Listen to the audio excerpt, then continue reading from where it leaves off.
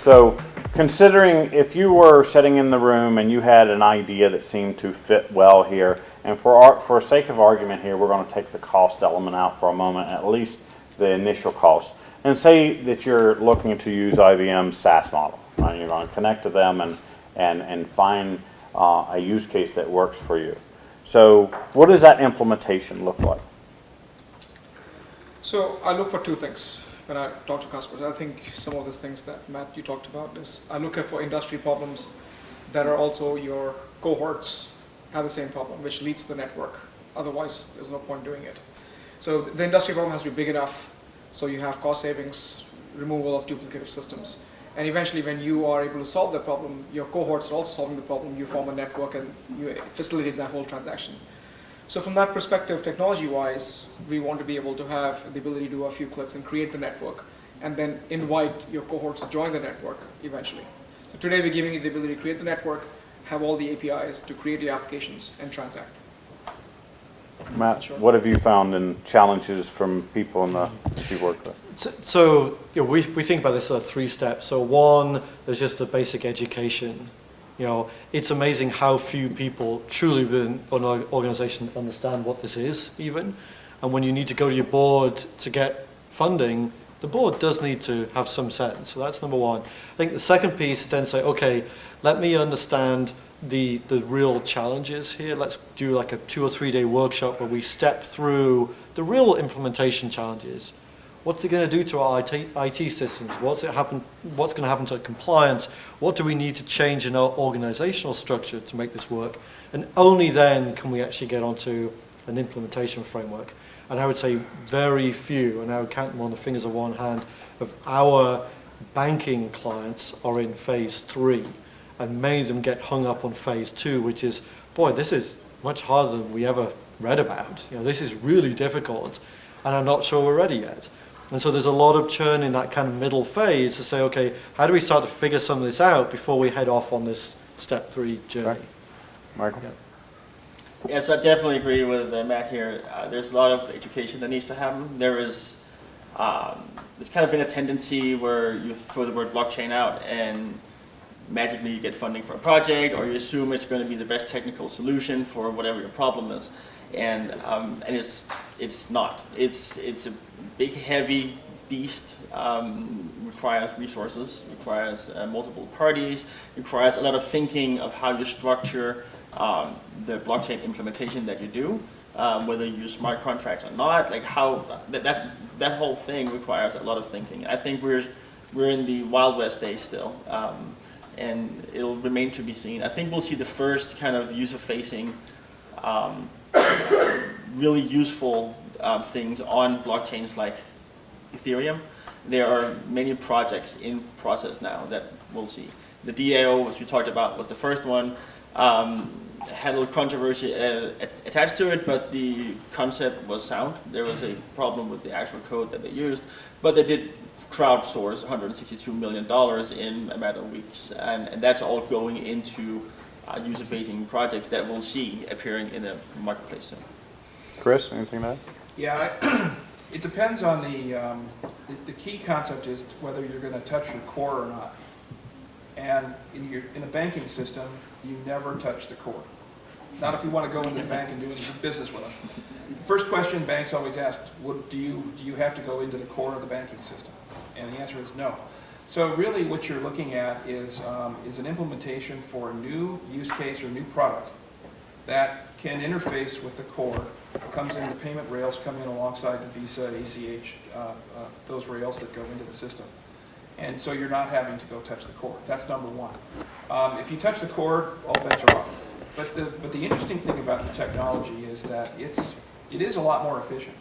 When you're doing it as a private blockchain that's permissioned, we've got it running on basically $6,000 or $7,000 worth of hardware. We'll run 25,000 transactions a second.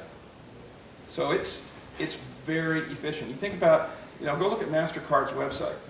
They're bragging. We have 600 miles of copper wires. We have, mountains and mountains of these electricity-sucking computers, and they need them.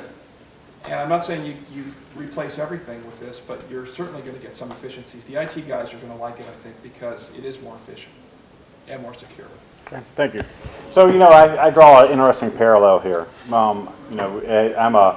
Happen to be a Six Sigma process guy. I've always kind of done process improvement. It's just who I am. I hate inefficiency.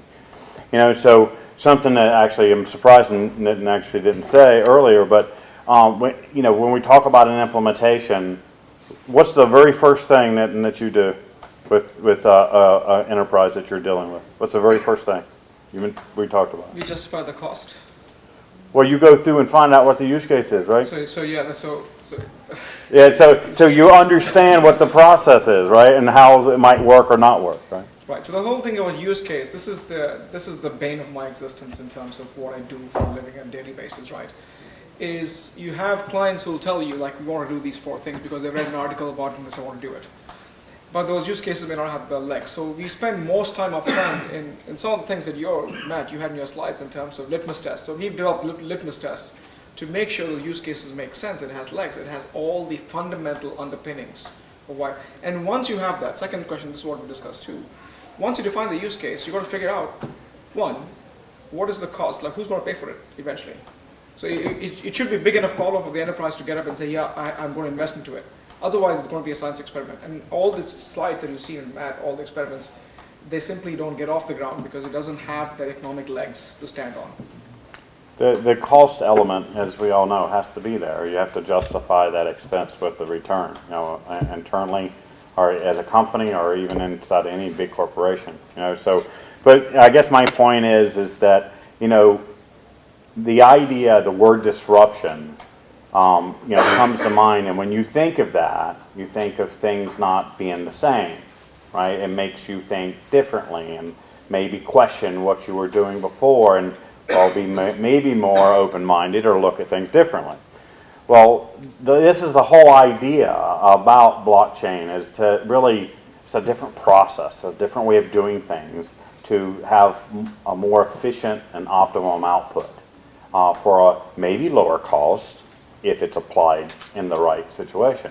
So I think that, there's a thing that we used to do. I used to work with this guy that was a process improvement consultant. And, you've probably all been in one of these sessions where you put a big old brown paper bag on the wall and you put stickies on it and you look at the process and you see how you can improve it and so forth. And in essence, you almost have to kind of go through that process. And I think that's one of the reasons why some of the companies and the enterprises, especially enterprises, have a problem, because you can't get on the same page in any one day, much less to completely change the organizational structure. So there's a word that comes to mind. And in the payments world, we call it adoption.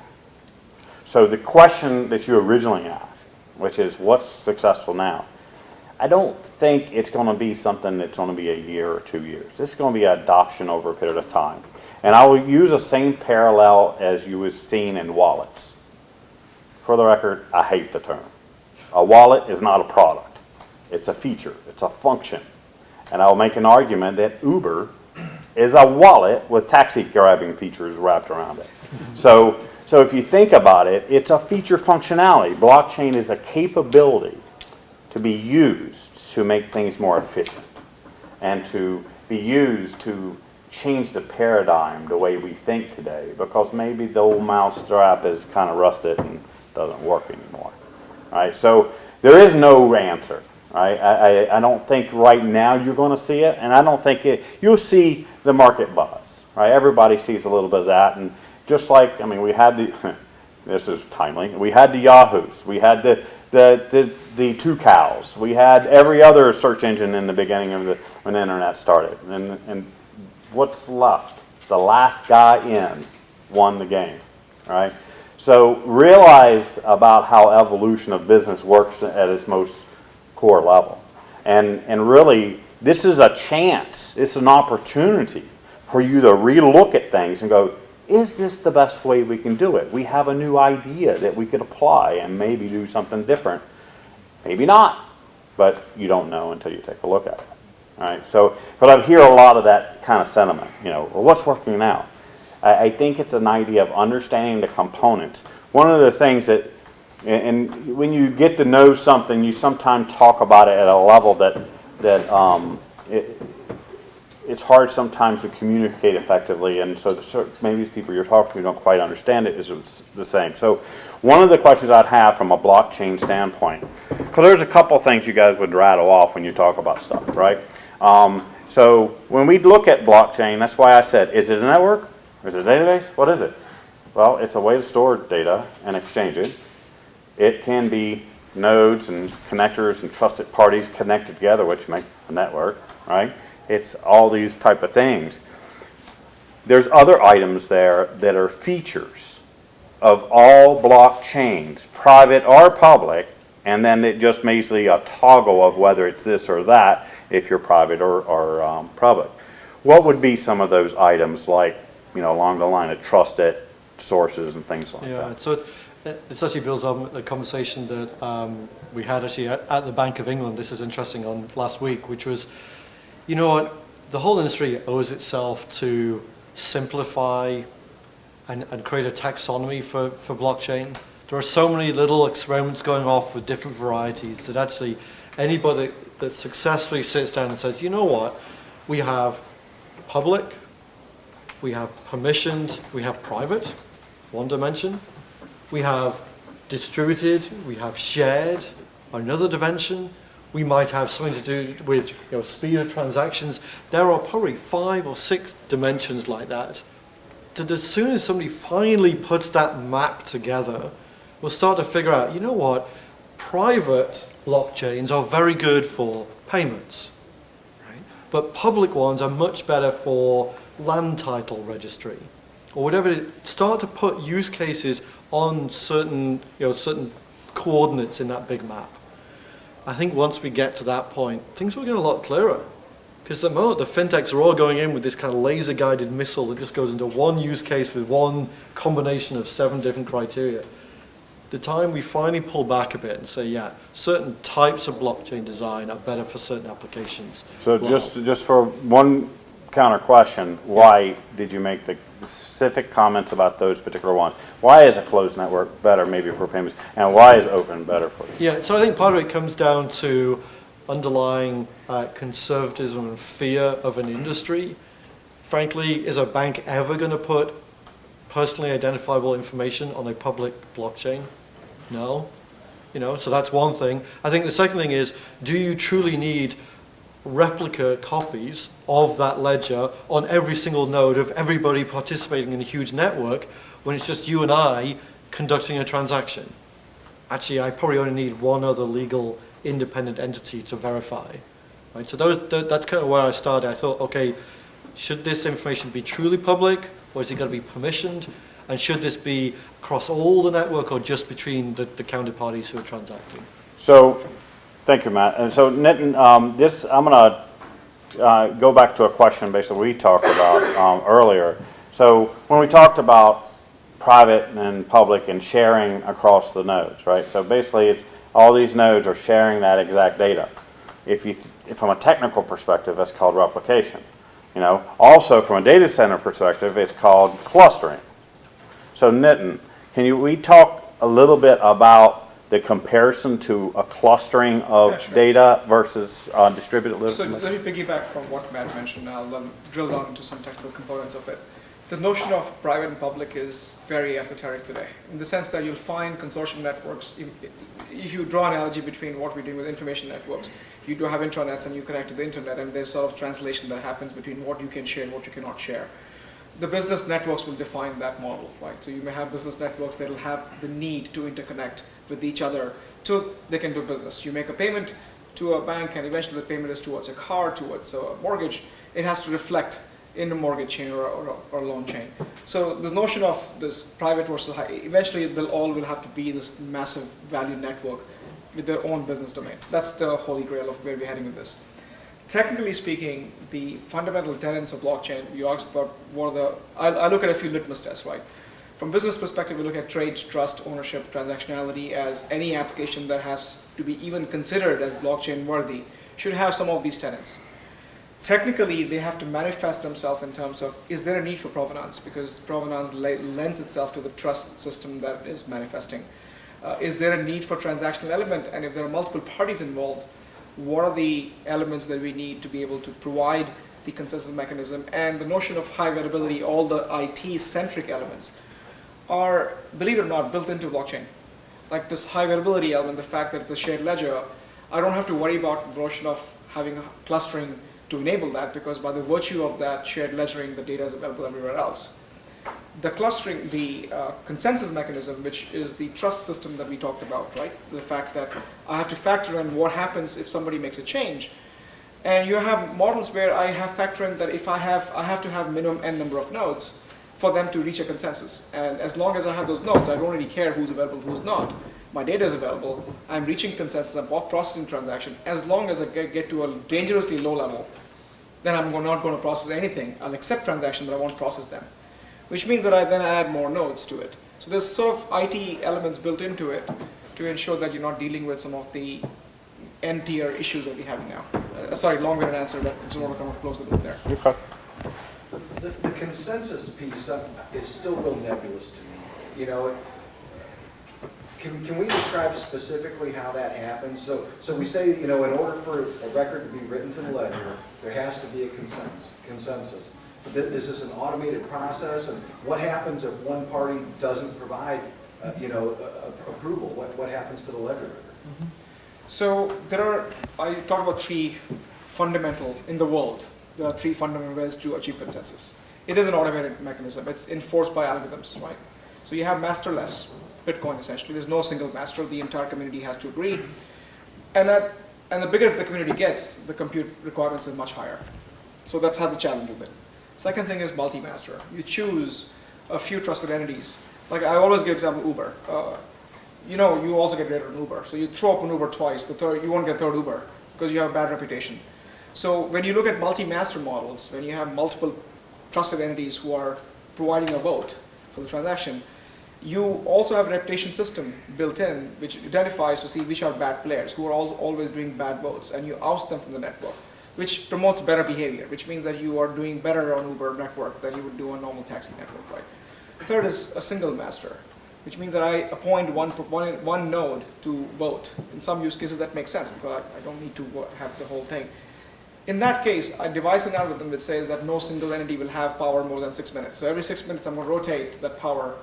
So you cannot sort of collude or hack. That is the broad spectrum of these things. Now each of these pillars have 15, 20 different types of consensus algorithm. That's why, to Matt's point, and I think you mentioned this earlier too, a use case, it's always a use case. We always start from the use case. Defines the technology component that go into it, from consensus to ledgering to types of data to type of topology and everything that goes with it. So is the consensus based off of my reputation then as a node, or is it based off the data that's actually being presented? So here's an example, real simple. I propose that we continue this conversation. Everybody raise their hand that wants to continue. If nobody raises a hand, then we all leave, right? If you don't, everybody raises their hand, that's fine. If one or two don't, right, and we continue, but then the same two keep being annoying and don't, right, then you oust them. That's what he was basically referring to. Come on. So what if I'm not listening? It's a crowdfunding or crowd consensus, really. No, my question is, let's say we have 3 people who need to come up with this consensus or voting. What if we're not listening? What happens? Yeah. Does this transaction get stuck in the same state? Yeah. Yeah, so if you're not listening, so you have a role in the network. So if in the network, you either have a job of hosting the ledger, which makes you're sort of providing high availability service. We call that a peer node. Your job in life is to only hold the data, just to provide high availability to the network. But let's say you need at least 3 to vote, and you're not listening, which implies that you either the node has gone bad or it's not there. Then you need at least minimum 3 to vote. And if I only have 2 votes, I don't have the quorum. So if I don't have a quorum, I will not process transactions, which means I cannot write to the ledger till I have minimum amount of nodes who are capable of voting or capable of listening. And maybe just go back to the basic crux of this, which is the nodes are just basically checking credentials, right? They're checking that in the case of Bitcoin, I have the right public and private key that legitimately allows me to initiate or complete a transaction. And so long as you've got independent nodes, each checking to see if those credentials are correct, then the majority view will be the one that holds. So, there's no reason for somebody that doesn't know me, that has no other stake in the game to say, no, that's not true. If you do the algorithmic checks and, yeah, those credentials are right, the transaction completes. So it's a majority consensus. It gets really confusing when we don't have use case, right? Because there's so many variables of what options you're taking. But the consensus really is more about, is this the person that should be writing in the ledger as opposed to actually what they're writing in? No, it's the correctness of what was written in it. So few is things it that the right public and private key? Is that In other words, it's almost like a security thing, Like right? a valid transaction, it's like a checksum. Do the numbers all add up, and then everyone agrees on it, so you don't have a rogue someone over here changing the number. And they also validate the past blocks to make sure everything checks out, right? But let me ask you, say one more thing. And this happens in literally any blockchain conversation. We always refer to Bitcoin-esque issues, right? The enterprise blockchain will never have any of the issues, or most of the issues that Bitcoin networks do. But the reason why we go back to Bitcoin as an example is because that's the only one in production. So, but remember this, whenever we give an example of Bitcoin has this, we just want to draw an analogy, but all the challenges Bitcoin has, whether it's number of nodes and scale and all the other issues, those issues will never manifest in enterprise blockchain because enterprise blockchain is what we're designing with intent. So this notion of permissioning, you talk about validation ID checks, all the nodes who are in a permission network are already identified, which means the chances of you colluding to do bad behavior is less because we know who you are, right? That's not there in Bitcoin world.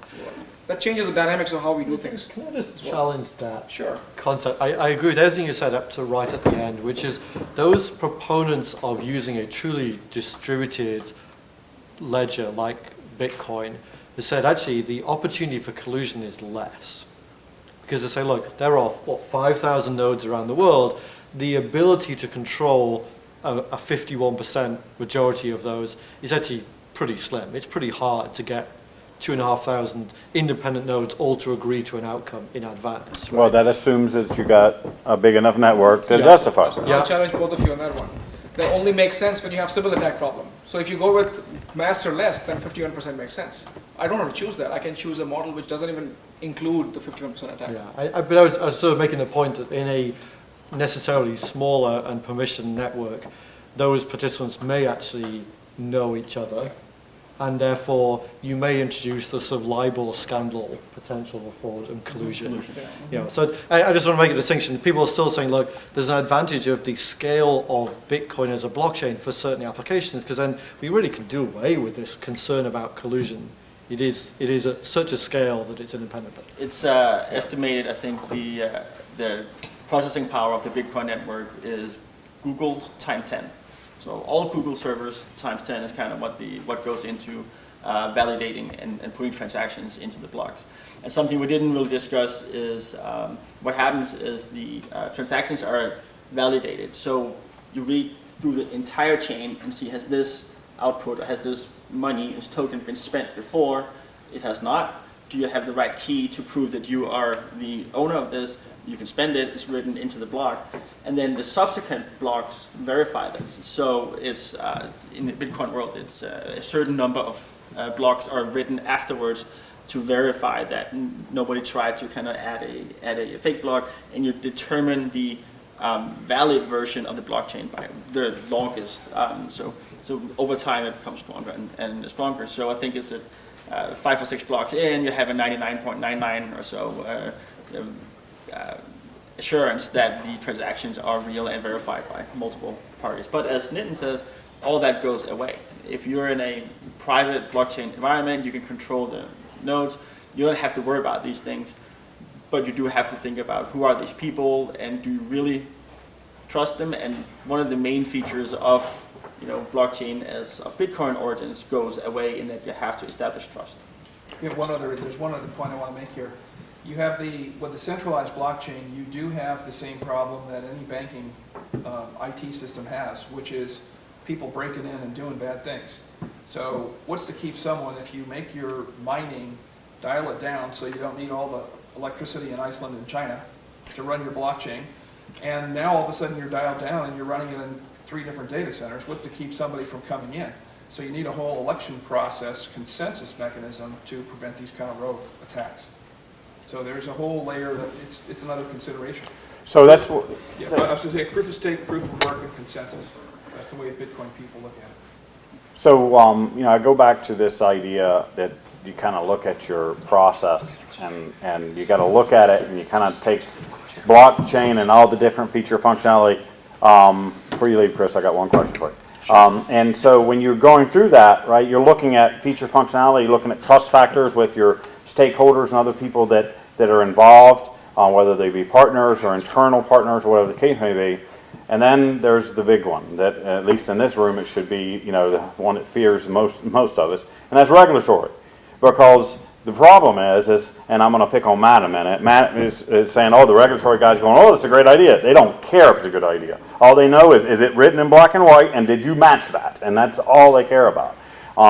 So the problem is what's written is normally 5 to 10 years way before what we're doing from an innovation standpoint, right? So I know that probably on this board, Chris is probably the one that's had the most pain as it relates to that. So, Chris, when we talk about regulatory and the usage of a blockchain type of product and implementation, I know you went through it a little bit. What would you say the most things that you would need to pay most attention to? Don't call it a blockchain. That's number one. I'm serious about that. The regulators actually, the fur on the back of their neck stands up when you say blockchain. Now, it depends on the kind of person you're talking to, and if they're technically savvy, they may understand it. It depends on the jurisdiction. So, for example, we were down in Panama talking to the head banking regulator down there, and she loved what we were doing because what it did is it enabled banks to be more efficient to handle smaller customers, and that is a social problem in every country in the world. So this is inclusion. That's the code word that banks use for that problem. So that is, as long as you go into the regulators where you're going to solve one of the problems that the regulators have, which is to represent all the people, then they're going to open the door a little bit more. Which actually bring this around to your question. If you think about the trusted factor and how you design that with regulatory in mind, then you're already a step ahead.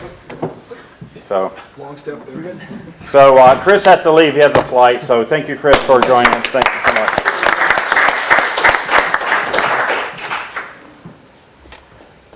Alrighty. So out of everybody in the room, what is, I'd say, one of your biggest problems in your industry that has the biggest challenge? And let's see if the guys in the panel can think they can solve it, or if blockchain is a solution for that. Come on. You have no problems in your industries at all? Or what do you think blockchain would apply? Can you apply in voting?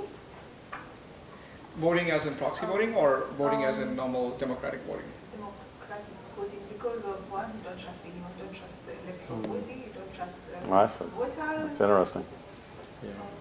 So that's come up. I've been involved in hackathons where we build that. In fact, just spent some time with Kenya and India and looking at some of the government use cases. The only challenge, so here's my debate. We have had e-voting for some time now. And so blockchain adds a flavor of trust to it, right? But remember, we have some litmus test to blockchain: trade, trust, ownership. You're not really trading your vote, you're casting your vote every time, and maybe you have a historical context. What does it really buy us? Proxy voting is a different thing because proxy voting ties in your identity, and so I think voting in context of identity may make sense. And that means you're amalgamating two elements on a blockchain. Technically, it becomes an interesting challenge because you have to insert that identity into a vote, which makes that no one has. This is the problem in most of the developing economies, where voting is rigged process, and you can't really rig it because you can only vote once, and voting has to go with identity, which means that I have to get the population of India, of 1.3 billion people, on identity first before I can implement voting. So it has a fundamental challenge in infrastructure to think through the process. At the same time, if you look at economic inclusion, I focus on economic inclusion.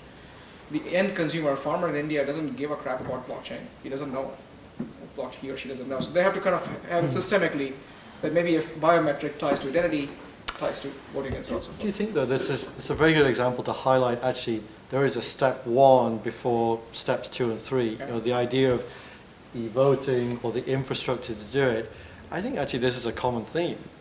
Isn't it just registering them? Yeah, yeah. You just register to vote, and that's okay, and then you come in with something to identify, and Yeah. But that happens today, right? So what happens in, so I've traveled to a lot of countries. If you go to places like, India and Africa, and you've had rigged, which means that people are turned away and they are voting on behalf of these people, and you overpower that stuff. You can have the manual intervention if you have something like this. So what you're saying is what happens today, I go to voting booths and I just give my ID, and this ID and me process goes on, and I just go and vote. I think what she's talking about is a bit more different, which is a global phenomenon where some countries, the whole process is rigged. Yeah, yeah. But what it comes back to is, the first step of this is a degree of digitization, or maybe putting a digital identity onto a blockchain. I mean, there are organizational challenges like that which have nothing to do with technology. All due respect. I mean, I think I agree, yeah. what the solution providers are doing is critical to the process, but it's not the biggest challenge. Correct. When I talk to banks, they're not actually worried about the technological implementation. They can go outsource that, but it's actually organizationally, how is the change going to happen? How are we going to implement this? Yeah, 'cause it's That's more. true for 99% of my Yeah. use cases. It's Yeah. cultural. We have enough tech. Like we talk about security, privacy. We can fill the whole thing with. Yes, we may need more compute power to do it, but that's okay. We have it. The main challenge, I think, I agree with Matt's point, is figuring out a model to deal politically and culturally to fit it and have everybody, quote unquote, come to a consensus. So there's also there's some aspects in it. If you tie the identity of the voting person, you have to tie it to something, right? So it can be an ID, but if you're getting into biometrics, for instance, so like your retina scan or fingerprint or something, the problem with biometrics is that the good thing with them is that they're really hard to change, right? So if at some point there's a breach or a problem, and now I can suddenly see how you voted the last 6 elections, and you can't change your fingerprint or whatever. So there's some discussions there to be had. Overall, though, I think voting is a really interesting use case for blockchain because the potential for keeping control over how many votes are cast and all that stuff. But it also comes to more adoption than just do the voting. It's like the profiles and who you are. Exactly. The VIN is a cryptocurrency that has a user profile that basically tracks you as an online entity, basically. And you take things like that, and then you mix it with some of the stuff that American Express has, some technology that they use in their fraud department that is the same kind of thing. It creates a digital identity for you based on your web browser, based on your emails, your texts. Basically, it's like Big Brother. So when they validate when you do a payment, are you really there based on your GPS phone, or are you really in another state? And that was a fraud, right? So they use it for fraud management, but that's what happens in the industry, right? Those things roll out and become industries on their own. So keep in mind something that, and I guess this is dear to my heart a little bit, is a lot of the blockchain activity is near real time. You'll see that on purpose. The real time aspect of it just isn't there, simply because of the size of the hashing and the requirement to do the consensus and timing, right? So when you say near real time, if it's a couple seconds or even a couple minutes, 10, 15 minutes, or even 30 minutes, you probably feel compared to a month, yes. But in the space of, so I'm like Chris was, I'm also in the faster payment task force with the federal government. So when we talk real time, we meant milliseconds. So it has, basically in the payment world, to move a payment from all the way from that user all the way to the acquirer and back, it's 3 seconds. And so that's a lot of hops today. So real time is a different thing. So that's why I want to make sure we notate that, because that's another reason why use case is so important. And one of the things I wanted to bring up is I've been looking at this for some time, and blockchain using it. I'm a processor, so we process payments, and we're a real-time payment processor. So we instantly transact funds from account to account, and actually about 150 milliseconds. So when we looked at it, I saw these latency issues, and then you notated that a lot of people got in on payments and figured out maybe it doesn't work quite in real time, which is where we're ever things going. So with that said, from that standpoint, one of the things that people seem to forget about payments is there are two parallel efforts, and you'll see this happen in a conversation. Then was talking, and Chris popped up about settlement, and he goes, "Yeah, that's settlement later." Well, because settlement is really the funds movement, right? But it's also the exchange and the validation. That was a correct transaction.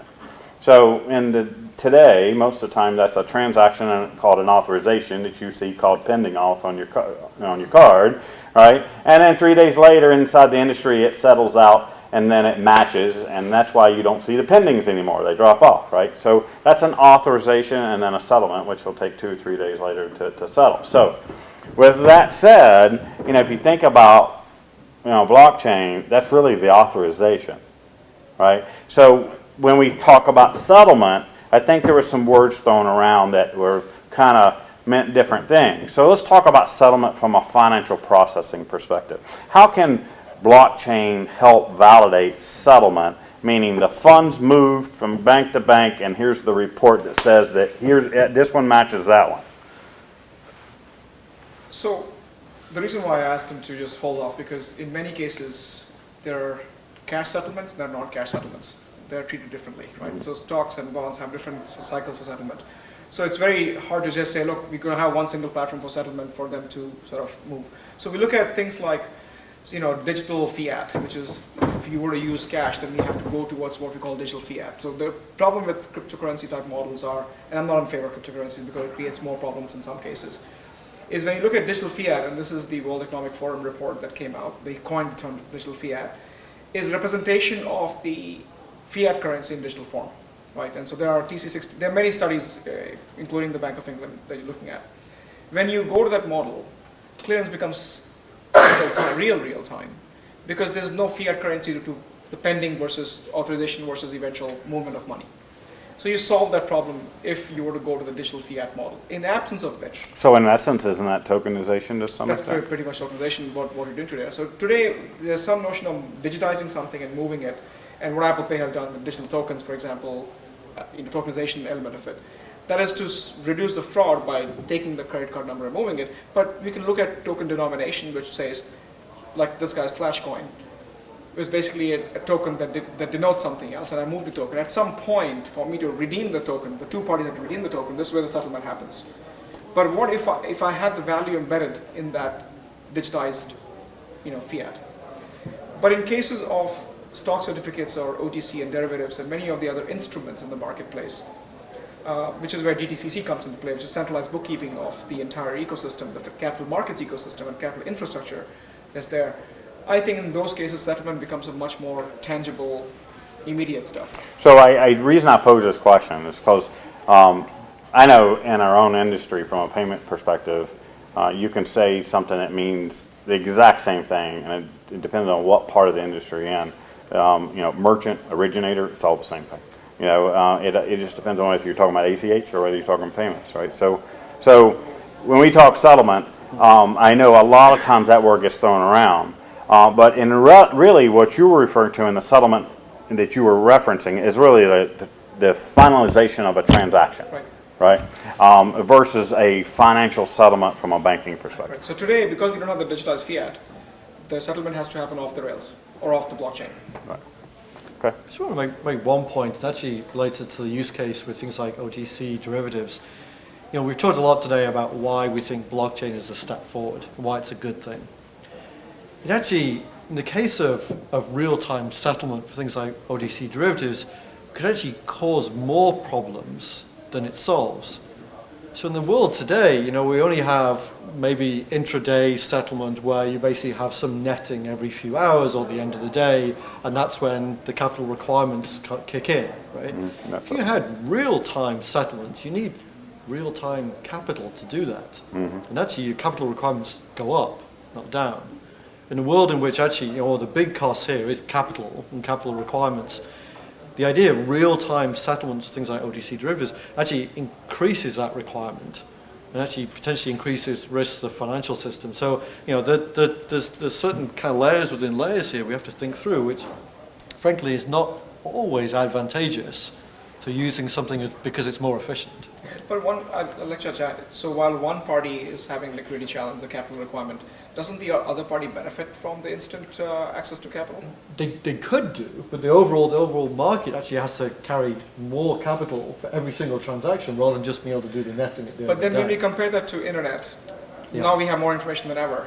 Doesn't it imply that now, if we were to move the blockchain, well, we'll have more capital than ever because And It's is the that intent. is that a good thing? I don't. So I'll throw another paradigm into the same conversation, right? So from what we do from a real-time settlement, we do daily settlement or daily net settlement, right? So, but what's different is it does cause the originating entity to provide cash up front, right? So maybe they would have, provided it the next day. So there may be a day lag or a day ahead that they've got to put it up early.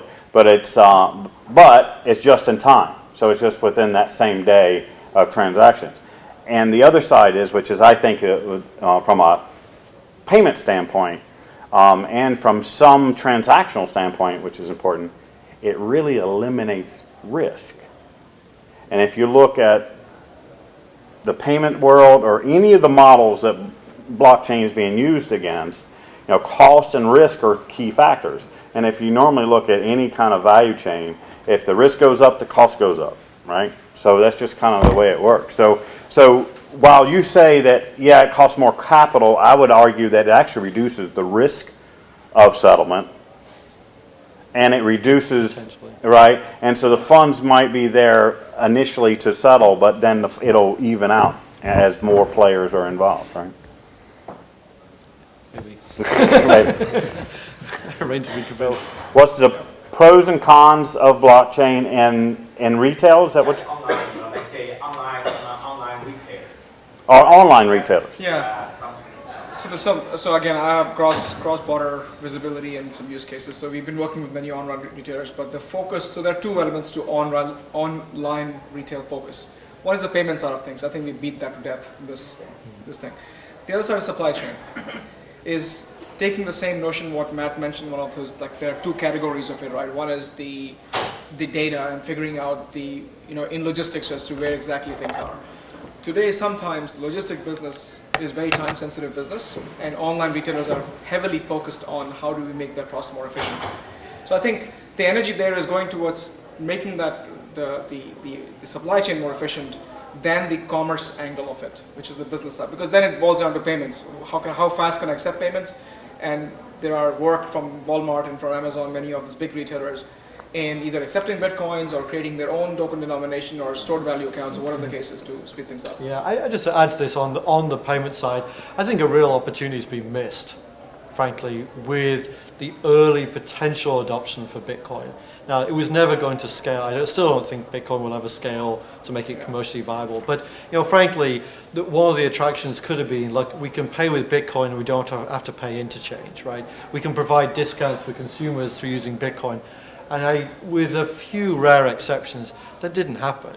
And frankly, if I want to be able to transact in Bitcoin, it's actually going to be a pain to do and it's going to cost me, right? I have to go pay 1% to Coinbase to go buy these things. And write a check for it. And whereas, the real trick would have been, great, I will give you consumer a 2% discount or whatever it is that I'm saving through interchange.